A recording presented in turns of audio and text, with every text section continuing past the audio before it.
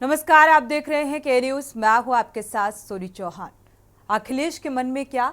कांग्रेस मांगे फूलपुर। लोकसभा चुनाव के नतीजों के बाद अब सबकी निगाहें यूपी विधानसभा की 10 सीटों पर होने वाले उपचुनाव पर हैं और सियासी दलों ने इसकी तैयारी भी तेज कर दी है। फूलपुर सीट को लेकर समाजवादी पार्टी और कांग्रेस के बीच खींचतान जारी है, जो कि पहले ही अंदेशा जताया जा रहा था। दरअसल इंडिया गठबंधन की तरफ से कांग्रेस प्रयागराज की फूलपुर सीट से लड़ने की तैयारी में है और कांग्रेस इस सीट को अपना परंपरागत सीट बता रही है और फूलपुर सीट पर दावेदारी करने को लेकर कांग्रेस पार्टी ने शनिवार को फूलपुर क्षेत्र में ही संगठनात्मक बैठक की और इस बैठक में पार्टी नेताओं ने फूलपुर की सीट और कांग्रेस को दिए जाने की मांग की है। मीटिंग में मौजूद प्रदेश महामंत्री संगठन मंत्री अनिल यादव ने कहा कि वो कार्यकर्ताओं और नेताओं की भावनाओं से पार्टी हाईकमान को अवगत कराएंगे। ये भी कहा गया कि पार्टी हाईकमान से ये अनुरोध करेंगे कि कार्यकर्ताओं की भावनाओं का सम्मान करते हुए इंडिया गठबंधन ने फूलपुर सीट पर कांग्रेस पार्टी खुद ही लड़े। कांग्रेस फूलपुर सीट को नेहरू की परंपरागत जो पारंपरिक सीट है बता रही है और प्रदेश महासचिव मुकुंद तिवारी का कहना है कि फूलपुर में कांग्रेस पार्टी का संगठन पूरी मजबूती के साथ खड़ा है। फूलपुर कांग्रेस की परंपरागत सीट रही है और उत्तर प्रदेश की जिन 10 सीटों पर उपचुनाव होने हैं उनमें फूलपुर, खैर, गाजियाबाद, मंझवा, मीरापुर, मिल्कीपुर, करहल, कटहरी, कुंदरकी और सीसामऊ शामिल है। सीसामऊ को छोड़कर अगर सभी 9 सीटों के विधायक इस बार लोकसभा चुनाव जीतकर सांसद बन चुके हैं और इसीलिए ये सीटें खाली हुई और इन पर उपचुनाव होना है। वहीं सीसामऊ से सपा विधायक इरफान सोलंकी की आपराधिक मुकदमे में सदस्यता रद्द होने के कारण सीट खाली हुई। उपचुनाव की तारीखों का ऐलान तो अभी नहीं हुआ, लेकिन अभी से सभी सियासी दलों ने अपनी अपनी कमर कस ली है और ऐसे में सबसे बड़ा सवाल यही है कि क्या समाजवादी प्रमुख अखिलेश यादव इसके लिए राजी होंगे या इस सीट को लेकर सपा और कांग्रेस में खींचतान जारी रहेगी।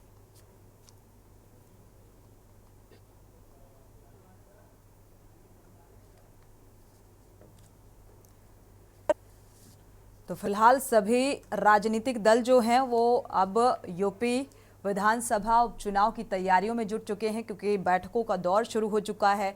बीएसपी सुप्रीमो ने भी बैठक की। भारतीय जनता पार्टी पहले से तैयारियों में जुटी हुई है, साथ ही इंडिया गठबंधन भी। और फूलपुर सीट को लेकर पहले से ये अंदेशा भी जताया जा रहा था कि देखा जाए फूलपुर सीट में कांग्रेस और समाजवादी पार्टी के बीच क्या खींचतान की स्थिति रहेगी, क्योंकि इंडिया गठबंधन का ये मानना है, क्योंकि इससे पहले भी इसको लेकर जब डिबेट हुई तो समाजवादी पार्टी के प्रवक्ता का ये कहना था, कांग्रेस प्रवक्ता का ये कहना था कि सामंजस्य बनाकर देखा जाए, मतभेद की स्थिति नहीं रहेगी, क्योंकि लोकसभा चुनाव के दौरान भी काफी कुछ ऐसी तस्वीरें और बयानबाजी निकलकर सामने आई जहां पर सीटों के बंटवारे को लेकर खींचतान मची थी। काफी देखा जाए तो बात विवाद भी देखने को मिला था और ऐसी ही स्थिति इस बार उपचुनाव में भी देखने को मिल रही है। फूलपुर, खैर, गाजियाबाद। हमारे साथ खास मेहमान जुड़ चुके हैं। प्रभात त्रिपाठी जी हैं, वरिष्ठ पत्रकार। स्वागत है आपका इस चर्चा में जुड़ने के लिए। बीजेपी प्रवक्ता भी जुड़ चुके हैं, अनीस अंसारी जी, आपका बहुत बहुत स्वागत है इस चर्चा में जुड़ने के लिए। साथ ही वीके शुक्ला जी हैं, कांग्रेस प्रवक्ता, आपका भी बहुत बहुत स्वागत इस चर्चा में जुड़ने के लिए। और डीपी यादव जी हैं समाजवादी पार्टी से, आपका भी बहुत बहुत स्वागत इस चर्चा में जुड़ने के लिए। लखनऊ से हमारे संवाददाता भी जुड़े हुए हैं, शिवा शर्मा। पहले प्रतिक्रिया साझा कर लेते हैं, अनीस अंसारी जी से शुरुआत कर लेते हैं चर्चा की। अनीस अंसारी जी, भारतीय जनता पार्टी देखा जाए तो यूपी विधानसभा उपचुनाव को लेकर तैयारियों में पहले ही जुटी हुई नजर आई। बीएसपी सुप्रीमो की भी बैठक देखने को मिली और लगभग कई सीटों पर जो है फाइनलाइज्ड हो गया उम्मीदवारों का नाम, और 8 सीटों पर मंथन अभी भी जारी है।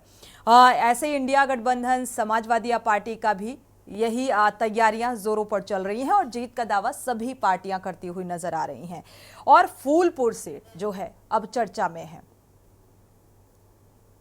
आपकी तैयारी और तैयारी के साथ साथ विपक्ष को लेकर, जो फूलपुर सीट को लेकर कांग्रेस और समाजवादी पार्टी के बीच खींचतान की स्थिति बनती हुई नजर आ रही है, क्या लग रहा है? देखिए सोनी जी, चुनाव हैं, 10 सीटों पे विधानसभा चुनाव हैं। इन चुनाव में भारतीय जनता पार्टी तो हमेशा ही हर चुनाव में चुनाव से पहले एक चुनाव खत्म होता है, दूसरे चुनाव की तैयारी करती है। भारतीय जनता पार्टी हमेशा चुनावी मूड में रहती है और भारतीय जनता पार्टी अच्छे से अपनी तैयारी कर रही है। भारतीय जनता पार्टी अच्छे से चुनाव लड़ेगी और इन ज्यादातर सीटों पर भारतीय जनता पार्टी विजयी होगी, क्योंकि जो नैरेटिव अन्य दलों ने फैलाया था, भाजपा विरोधियों ने फैलाया था, वो इस बार पब्लिक जागरूक हो चुकी है। संसद भवन हो या विधानसभा, यहाँ पर जो बातें चलती हैं, जो विपक्ष का चेहरा उजागर हुआ है, उससे सभी को पता चल गया कि ये लोग मात्र पब्लिक को गुमराह करके वोट हासिल करने का काम करते हैं। इसलिए भारतीय जनता पार्टी नंबर 1 पे है, तरक्की होगी और ये सीट चलिए, आखिर का लोकसभा चुनाव में भी भारतीय जनता पार्टी ने बखूबी किया था, 400 पार का लक्ष्य रखा गया था, लेकिन उस लक्ष्य देखना दिलचस्प होगा क्योंकि सभी पार्टियां जो हैं जीत का दावा करती हुई नजर आ रही हैं। एक बार शिवा का रुख कर लेते हैं, इसके बाद वीके शुक्ला का रुख करेंगे। शिवा, क्योंकि यूपी विधानसभा उपचुनाव की तैयारियां जो हैं तेज होती हुई नजर आ रही हैं, बैठकें भी काफी चुनाव को लेकर देखा जाए तो किस सीट से किस उम्मीदवार को टिकट दिया जाए, क्या कुछ सरगर्मियां तेज हैं, जमीनी स्तर पर क्या कुछ नजर आ रहा है?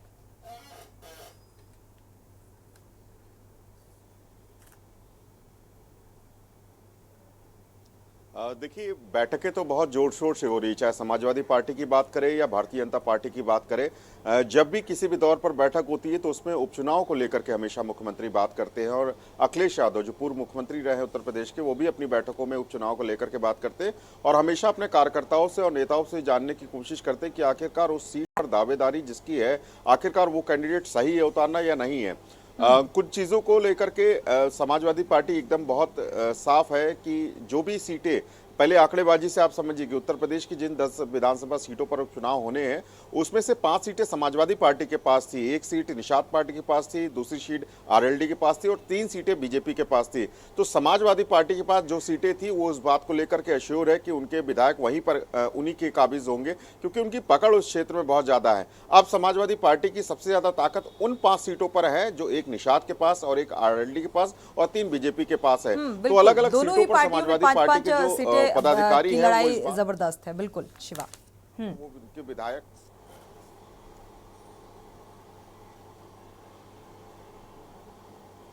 देखिए, ये लगातार कहा जाता है कि समाजवादी पार्टी एक बार जरूर उनकी विचारधारा ऐसी होती कि परिवार के किसी सदस्य को वहां से लड़ाया जाए और वहां के जो लोकल कैंडिडेट्स हैं, जो लोकल समाजवादी पार्टी के कार्यकर्ता हैं, वो अपनी एकजुटता दिखा करके उनको जिताने का प्रयास करें। तो समाजवादी पार्टी में जितने भी लोग जो विधायक से जो पहले की सीटें उनके पास रही हैं, जिस पर उपचुनाव भी होने हैं, जो विधायक से सांसद बन गए हैं, जो उनका प्रमोशन हुआ है, उन सीटों पर उन्हीं के परिवार के सदस्यों को टिकट दिया जाए और जो बाकी अन्य 5 सीटें हैं उस पर किस तरीके की रणनीति है, ये अपने नेताओं से चर्चा करते रहते हैं, अपने बूथ अध्यक्ष के जो लेवल के जो कार्यकर्ता हैं उनसे चर्चा करते रहते हैं। और लखनऊ में रोजाना इस तरीके की बैठकें होती है जिसमें विधायक, बूथ लेवल के कार्यकर्ता, जो अध्यक्ष है, उनकी बैठकें होती रहती है। दूसरी ओर अगर बीजेपी की बात करेंगे तो बीजेपी ने उन सीटों को समेटने के लिए अपने 3-3 मंत्रियों को हर सीट पर प्रभारी के तौर पर उतारा है ताकि कोई भी सीट विपक्षी खेमे में जा जाए। मुख्यमंत्री योगी आदित्यनाथ लगातार इस बात को लेकर के सोनी प्रयास कर रहे हैं कि कोई भी सीट किसी भी तरह से, किसी भी चालबाजी से समाजवादी पार्टी के खेमे में ना जाए। उसके लिए उन्होंने सारी मंत्रियों को जिम्मेदारी सौंप दी है और मंत्री उस जिलों पर कैंप भी कर रहे हैं, चाहे वो मिल्कीपुर हो, चाहे करहल हो, चाहे फूलपुर हो, चाहे वो गाजियाबाद हो। ऐसी 10 विधानसभा सीटों पर बीजेपी का खासतौर से फोकस है कि किसी भी तरीके की कोई गलती उनकी तरफ से ना होने पाए, उनके पार्टी के कार्यकर्ता, उनके पदाधिकारियों के तरफ से ना होने पाए, कि आगे आने वाले समय में 10 से 10 सीटें उनसे या कुछ सीटें उनसे छिन जाए और वो समाजवादी पार्टी के खेमे में चली जाए। तो दोनों पार्टियों की अपनी अपनी जो ताकत है उन जगहों पर झोंक रहे हैं और ये जरूर इस बात को अश्योर करने की कोशिश कर रहे हैं कि कोई भी सीट उनके पास से ना छूटे। अब लेकिन भविष्य तय करेगा कि आखिरकार किस पार्टी के पास कौन सी सीट आएगी और कौन से कैंडिडेट इतना अश्योर होकर के जब वो उतारेंगे उस सीटों पर तो कितना वो काबिज हो सकते हैं, कितनी उनकी जमीनी चुनौती बड़ी है भारतीय जनता पार्टी के सामने भी। क्योंकि जिस तरीके से 2-3 सीटें ऐसी हैं जहां पर एक कांटे की टक्कर और चुनौती ये देखने को मिल रही है समाजवादी पार्टी और भारतीय जनता पार्टी के बीच। हमारे साथ कांग्रेस प्रवक्ता भी जुड़े हुए हैं, रुख करेंगे वीके शुक्ला जी का। वीके शुक्ला जी, क्योंकि फूलपुर सीट को लेकर जो एक असमंजस की स्थिति बनी हुई है, अभी खींचतान वाली जो स्थिति बनी हुई है उपचुनाव को लेकर, क्या लगता है? समाजवादी पार्टी, भाई कांग्रेस का ये मानना है कि ये परंपरागत सीट है, तो यहाँ पर कांग्रेस अपना कैंडिडेट उतारेगी या फिर समाजवादी पार्टी? तो इसको लेकर क्योंकि खींचतान की स्थिति नजर आ रही है। देखिए, दो चीजें हैं। एक तो ये कि अभी चुनाव की डेट घोषित नहीं हुई है और उसके पहले सभी दल, सभी पार्टी, चाहे इंडिया गठबंधन हो, उसमें चाहे कांग्रेस सपा हो, सब अपनी अपनी बात रखते हैं। लेकिन जब चुनाव की तिथि घोषित हो जाती है तो उसके बाद गंभीरता से उस पर निर्णय ले लिया जाता है। और कांग्रेस या सपा का मतलब इंडिया गठबंधन इस पे पूरी तरह से तैयार है, जैसे और चुनावों में हुआ है, कि किसी भी तरह भाजपा को परास्त करना है। और भाजपा के लोगों को गलतफहमी हो जाती है। आने वाले समय में धीरे धीरे पता चलेगा। पार्लियामेंट के इलेक्शन में काफी कुछ उत्तर प्रदेश में पता चल गया होगा और आने वाले समय में आप देखिएगा कि इंडिया गठबंधन कैसे आगे बढ़ता है। उसमें कहीं भी कोई किसी तरह का न डिस्प्यूट होगा। लक्ष्य एक ही होगा कि किसी भी तरह इंडिया गठबंधन को सीट निकालना है, जीतना है और भाजपा को परास्त करना है। ठीक है, लोकसभा चुनाव का भी लक्ष्य कुछ ऐसा ही था, लेकिन सीटों को लेकर काफ़ी खींचतान थी और यूपी विधानसभा उपचुनाव में भी ऐसी ही स्थिति देखने को मिल रही है। समाजवादी पार्टी के प्रवक्ता का रुख करेंगे डीपी यादव जी का। डीपी यादव जी, क्या लग रहा है, क्या रणनीति होगी समाजवादी पार्टी की फूलपुर सीट को लेकर, बाकी अन्य सीटों को लेकर? देखिए, समाजवादी पार्टी का लक्ष्य बिल्कुल स्पष्ट है कि भारतीय जनता पार्टी के कुशासन से लोगों को मुक्ति दिलाना है। प्रकार से 2024 के चुनाव में भारतीय जनता पार्टी ने कहीं न कहीं लोगों से वादा किया था जो 2014 में 2019 में अपूर्ण नहीं किया, और लोगों ने ये ध्यान दिया कि भारतीय जनता पार्टी ने वादा किया, इसलिए भारतीय जनता पार्टी को हायर कर दिया है पूरे देश में सीधे। डीपी यादव जी, माफी के साथ आपको रोकना भी चाहेंगे क्योंकि आपकी आवाज क्लियर नहीं मिल पा रही है। एक बार शिवा शर्मा का रुख कर लेते हैं। शिवा, यूपी विधानसभा चुनाव को लेकर पिछली बार की क्या कुछ स्थिति रही, उसके रिजल्ट के आधार पर जो सियासी समीकरण हैं क्या कुछ बनते हुए नजर आ रहे हैं? और जिस तरीके से कांग्रेस कह रही है फूलपुर सीट को लेकर कि भाई ये हमारी परंपरागत सीट है, तो कैंडिडेट जो है क्या कांग्रेस की तरफ से ही उतारा जाएगा?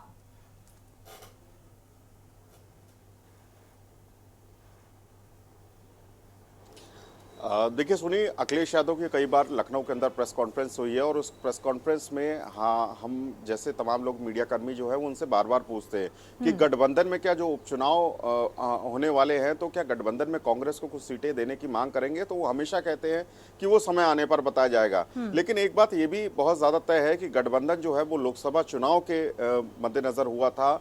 अब उपचुनाव में क्या समाजवादी पार्टी अपने कैंडिडेट्स अकेले ही 10 सीटों पर उतारती है या कांग्रेस को कुछ सीटें देती है, ये फिलहाल अभी किसी तरीके का स्पष्ट नहीं है। कोई ऑफिशियल स्टेटमेंट नहीं है कि समाजवादी पार्टी अपनी 10 उपचुनाव सीटों को लेकर के कांग्रेस से साझेदारी करेगी। अगर करती भी है तो उन्होंने सीटों का नाम कभी भी नहीं लिया कि कौन सी सीट किसको दी जाएगी। वो कहते हैं कि जब समय जैसे ही पास आएगा तो वो उन चीज़ों की घोषणा कर देंगे कि कौन सी सीट कांग्रेस के किस आदमी को दी जा रही है, किस विधायक को दी जा रही है, कि उनको प्रत्याशी के तौर पर उतारा जाएगा। ये सारी बातें क्लियर होंगी। लेकिन अगर पिछले विधानसभा चुनाव की अगर सोनी बात करेंगे तो असमंजस की स्थिति इसीलिए फंस जाती है कि एक तरफ बीजेपी जो है वो लगातार इस बात को कहती है कि हम साफ और एक बहुत अच्छी बेहतर छवि वाला जो कैंडिडेट्स हम उसको उतारने की कोशिश करेंगे, जिसके खिलाफ कोई आपराधिक प्रवृत्ति का जो इतिहास है वो उसके खिलाफ ना रहा हो। दूसरी तरफ समाजवादी पार्टी के जब कैंडिडेट्स उतारते हैं तो कुछ मीन में एक बीजेपी एक पार्टी ले आती है कि उनको कहती है कि उनके खिलाफ मुकदमे हैं, उन्होंने जमीन कब्जा कराई थी। तो यहाँ पर जब स्थिति साफ होने लगती है, जब सोशल मीडिया पे तस्वीरें वायरल होने लगती है, बातें वायरल होने लगती है, तो कहीं ना कहीं जो उनकी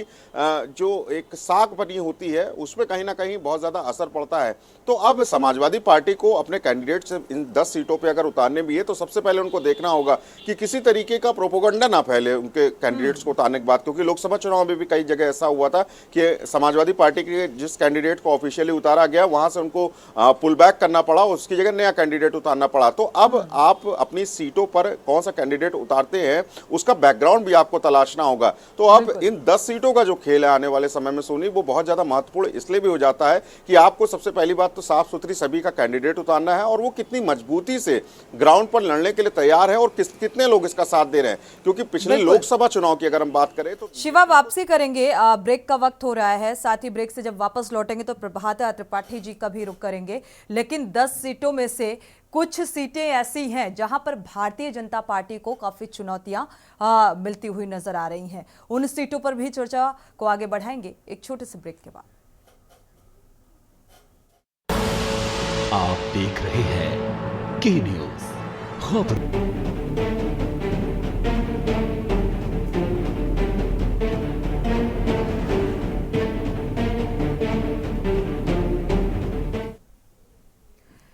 ब्रेक से वापस आ रहे हैं। लगातार चर्चा यूपी विधानसभा उपचुनाव को लेकर, जो तैयारियां एक तरफ तेज हैं और सभी जीत का दावा सभी पार्टियां करती हुई नजर आ रही हैं। वरिष्ठ पत्रकार प्रभात त्रिपाठी जी भी हमारे साथ जुड़े हुए हैं। प्रभात जी, आपका रुख करेंगे क्योंकि राजनीतिक पार्टियों की विधानसभा उपचुनाव को लेकर रणनीति और साथ ही इस बार क्या कुछ जो आसार हैं वो नजर आ रहे हैं, क्या लगता है किसकी रणनीति कितनी कारगर सिद्ध होने वाली है? जो ये उपचुनाव होता है जी। ये राज्य स्तरीय एक, इससे कोई सरकार की हार जीत से कोई सरकार पे असर नहीं पड़ता है, लेकिन ये पता लगता है कि जनता का मूड क्या है। अभी 2 महीने 3 महीने पहले जनता ने जिस मुद्दों पे वोट दिया, राष्ट्रीय लेवल पे एक तरफ भारतीय जनता पार्टी थी, एक तरफ इंडिया गठबंधन था। यूपी में इंडिया गठबंधन में कांग्रेस और समाजवादी पार्टी को जिस मुद्दों को जनता के बीच ले गए कि खटाखट उनके पास पैसा आएगा, आरक्षण बचाओ, संविधान बचाओ, आरक्षण खत्म कर दिया है, ये जो सारे मुद्दे थे, चाहे वो युवाओं को नौकरी का मुद्दा हो, पेपर लीक का मामला हो, ये सारे मामले जो थे वो राष्ट्रीय मुद्दे राष्ट्रीय चुनाव में चले और समाजवादी पार्टी और इंडिया गठबंधन को एक बड़ी मतलब जिसे कहते हैं बढ़त मिली और भारतीय जनता पार्टी कई सीटें अपनी परंपरागत सीटें तक खो गई और जाति के आंकड़े में जहां जो सीटें आरक्षित थी वो भी हार गई भारतीय जनता पार्टी, जहां उनको दलित वोट मिलता था। तो अब ये जो उपचुनाव है, ये उपचुनाव निश्चित तौर पे एक सरकार के लिए या भारतीय जनता पार्टी के लिए एक सबसे बड़ा सवाल ये होगा कि भारतीय जनता पार्टी ने जो विश्वास प्रदेश की जनता के बीच जिन मुद्दों के आधार पे खोया है, क्या वो उन सीटों पे अपना एक प्रदर्शन अच्छा करके, जैसे मिल्कीपुर सीट है, मिल्कीपुर को लेके बहुत बड़ा एक पूरा एक प्रोपोगंडा बनाया गया था कि अयोध्या हार गए, भगवान राम को लाए थे वो अयोध्या हार गए, मिल्कीपुर। तो ये जो पूरी चीजें हैं, कुंदरकी है, मिल्कीपुर है, बिल्कुल।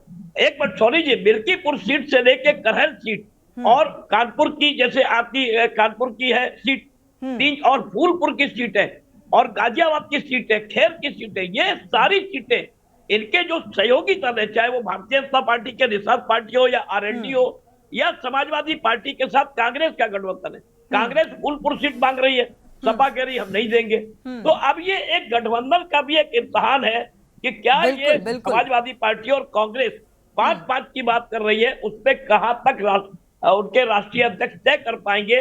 लेकिन पूरी उपचुनाव का लंबो लबाब ये है सोनी जी कि भारतीय जनता पार्टी की योगी सरकार की जो लोकसभा चुनाव में एक भारतीय जनता पार्टी की परास्त हुई है और भारतीय जनता पार्टी 33 सीटों पे आ गई। इसीलिए तो कहा जा रहा है इम्पोर्टेंट है, चाहे छोटा से छोटा चुनाव है, की सबसे बड़ी अगली परीक्षा है बिल्कुल कि क्या ये 10 सीटों पे 8 सीटें तक जीत पाएंगे। अगर क्योंकि 5 सीटें इनके पास थी सहयोगी दलों के साथ, तो ये डीपी यादव जी का रुख करेंगे। ठीक है प्रभात जी, भारतीय जनता पार्टी के सामने खड़ा हुआ है। डीपी यादव जी का रुख करेंगे। डीपी यादव जी की आवाज नहीं आ रही थी। डीपी यादव जी, क्योंकि जो यादव बाहुल्य सीटें हैं उनमें तो श्योरिटी नजर आ रही है, ठीक है, आप लोग भी बहुत कॉन्फिडेंटली ये कह रहे हैं कि अच्छा प्रदर्शन रहेगा, जीत हासिल होगी, हालांकि सभी सीटों पर जीत का दावा। बाकी क्या लगता है कौन सी सीट ऐसी है जहां पर चुनौती बड़ी है समाजवादी पार्टी के सामने? देखिए, बात यादव मुस्लिम ब्राह्मण दलित पिछड़ा अगड़ा की नहीं है। भारतीय जनता पार्टी के प्रशासन में समाज का हर वर्ग नाराज है, निराश है। भारतीय जनता पार्टी के कार्यकलाप से, क्रियाशैली से, भारतीय जनता पार्टी के कार्यक्रमों से। देखिए, भारतीय जनता पार्टी की जो नीतियां हैं उसको कहीं ना कहीं 2024 के लोकसभा चुनाव में उत्तर प्रदेश ने तो नकार ही दिया है। लोग ये बता दिए हैं कि भारतीय जनता पार्टी से वो खुश नहीं है, योगी मोदी की कार्यशैली से खुश नहीं है, तो निश्चित रूप से जो 10 लेकिन अभी भी विधानसभा थोड़ी के मेहनत उपचुनाव हो रहे करना हैं, बाकी है। इंडिया गठबंधन को भी मेहनत की जरूरत है और मुझे लगता है इस बार भारतीय जनता पार्टी को जो लोकसभा चुनाव में जो रिजल्ट सामने आया, तो अब और मेहनत करने की जरूरत भारतीय जनता पार्टी को भी है। एक बार फाइनल कमेंट ले लेते हैं। सोनी जी सुन लीजिएगा एक जी जी। भारतीय जनता पार्टी लाख मेहनत कर ले, लाख कोशिश कर ले, लेकिन लोग खुश नहीं है। जमीनी हकीकत यही है। स्वास्थ्य के क्षेत्र में, शिक्षा के क्षेत्र में, कानून व्यवस्था के क्षेत्र में लोग भारतीय जनता पार्टी से खासे नाराज हैं। भारतीय जनता पार्टी की सरकार में नौकरी नहीं मिल रही है। स्वास्थ्य का बिल्कुल बदहाल हाल है उत्तर प्रदेश में। कानून व्यवस्था ऐसी है कि आप कल्पना नहीं कर सकती हैं। बताइए, फैजाबाद में जब एक नाबालिग बालिका के साथ दुष्कर्म होता है तब के FIR लिखा जाता है। एक मां अपने बच्चे के साथ जब मुख्यमंत्री योगी आवास के सामने जो है आत्मदाह करने की कोशिश करते हैं, उस पर कार्रवाई होती है, तो कैसी कानून व्यवस्था है? आप ये बताइए। नाराजगी तो इस बार नजर आई। वोट के जरिए जो मतदाता हैं उन्होंने अपनी नाराजगी दर्ज कराई और मुझे लगता है भारतीय जनता पार्टी को इस बात का एहसास बखूबी हो गया है। ठीक है, फाइनल कमेंट, चूंकि समय नहीं है, अनीस अंसारी जी फाइनल कमेंट आपका। यूपी विधानसभा उपचुनाव में, ठीक है, यूपी विधानसभा उपचुनाव में 3 सीटें चुनौतीपूर्ण हैं, जो चैलेंज मानकर चल रही है भारतीय जनता पार्टी। करहल, कुंदरकी, मिल्कीपुर।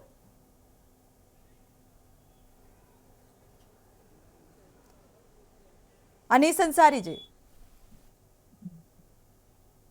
जी सोनी जी, देखिए मैं पहले तो ये बताना चाहता हूँ कि अभी हाल ही के अंदर 2 जगह बलात्कार की घटनाएं उत्तर प्रदेश के अंदर होती हैं और दोनों में इत्तेफाक से ये DP यादव जी जो बैठे हैं, इनकी पार्टी के बहुत बड़े बड़े नेताओं के हाथ में और चलिए, 2 घटनाओं में समाजवादी पार्टी के लोगों का इन्वॉल्वमेंट, लेकिन और भी तो घटनाएं सामने आती हैं। अनिल जी, उस पर भी नजर डालिएगा। थोड़ा देर अभी का भारतीय जनता पार्टी का कोई बड़ा नेता, कोई वरिष्ठ नेता, हमारे नेता ये नहीं कहते कि लड़के हैं गलती हो जाती है। जिन लोगों को संस्कार ही ये मिले हैं, बलात्कार वाले, पिछले समय पे देखिए ना, अखिलेश जी की सरकार में बलात्कार प्रदेश बन गया था। उत्तर प्रदेश की जगह बलात्कार प्रदेश बन गया था। और रही बात उत्तर प्रदेश में चुनाव की, रही बात उत्तर प्रदेश में लोकसभा चुनाव की, जनता को खटाखट पे बहका के इन लोगों ने वोटों को खरीदने का काम किया था। चलिए, तो अनीस अंसारी जी, भारतीय जनता पार्टी ने भी तो वही वादा खिलाफी की है। 15 लाख का वादा करके कौन सा भेज दिया, और अब 8500 का वादा करके ना, विपक्ष तो सत्ता में नहीं है ना, वो तो विपक्ष में है। तो अभी आप सत्ता में हैं, आपराधिक घटनाएं बढ़ रही हैं, तो लगाम लगाइए। शुक्रिया आप सभी मेहमानों का इस चर्चा में शामिल होने के लिए। समय इजाजत नहीं देता कि चर्चा को आगे बढ़ाएं, लेकिन अब चुनावी अशोर उपचुनाव का तेज हो चुका है और जीत का दावा सभी पार्टियां करती हुई नजर आ रही है। और एक साख बचाना भी बड़ी बात है, क्योंकि उपचुनाव में भारतीय जनता पार्टी को अब ये सीख मिल गई है लोकसभा चुनाव से कि सुधार कहां पर करना चाहिए। इसी के साथ बुलेटिन में इतना ही। आगे खबरों के लिए आप देखते रहिए के न्यूज़ इंडिया।